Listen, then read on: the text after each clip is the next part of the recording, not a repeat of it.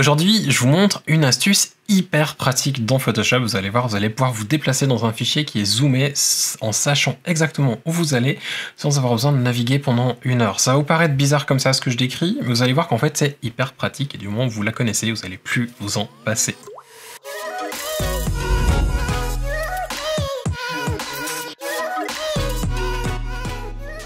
Dans Photoshop, quand on est zoomé sur un fichier, c'est pas toujours pratique d'aller sur une zone précise. C'est-à-dire qu'on appuie sur la barre d'espace, on se déplace avec le curseur jusqu'à arriver dessus. C'est un petit peu le petit poisson ou le petit chien qui va ramer dans l'eau. C'est pas génial, ça prend du temps, c'est pas pratique du tout. Il y a une autre chose, c'est que l'on peut employer la fenêtre de navigation. Photoshop, fenêtre et ensuite navigation. Et là, si je viens et que je zoome un peu, on voit que j'ai un petit carré rouge qui vient et je peux me déplacer sur la zone que je souhaite retoucher. Ça marche très bien. Le problème, c'est que ça prend de l'interface pour rien du tout. D'ailleurs, vous pouvez regarder beaucoup de chaînes YouTube qui parlent de Photoshop.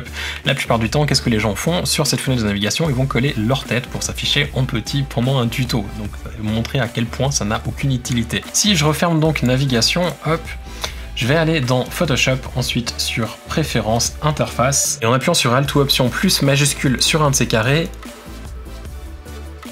ok, c'était juste pour rire, c'est pas ça. Mais ça, c'est drôle quand même. On peut afficher un bout de pain dans Photoshop. Non, le truc qu'il y a, en fait, on va fermer les préférences. Quand on est zoomé sur la photo, on appuie simplement sur la touche H du clavier. Touche H, ça va donc afficher la petite main qui permet de se déplacer. Et si je clique, ça fait la même chose que navigation. Ça dézoome, ça affiche un rectangle. Je peux me déplacer, par exemple ici sur la main. Et quand je relâche, ça vient sur la main tout de suite. J'étais obligé de vous montrer les tranches de pain parce que sinon le tuto il durait 20 secondes. Mais c'est tellement pratique et quand on le sait... je suis obligé d'en faire une vidéo, hein. Je suis désolé d'avoir fait une vidéo aussi courte, mais bon, voilà. J'espère que cette technique vous sera utile. Si c'est le cas, n'hésitez pas à laisser un petit mot juste en dessous dans les commentaires, un petit pouce vers le haut au passage, et puis un bouton qui va venir pour s'abonner juste par ici. Passez une très belle journée et à bientôt. Ciao!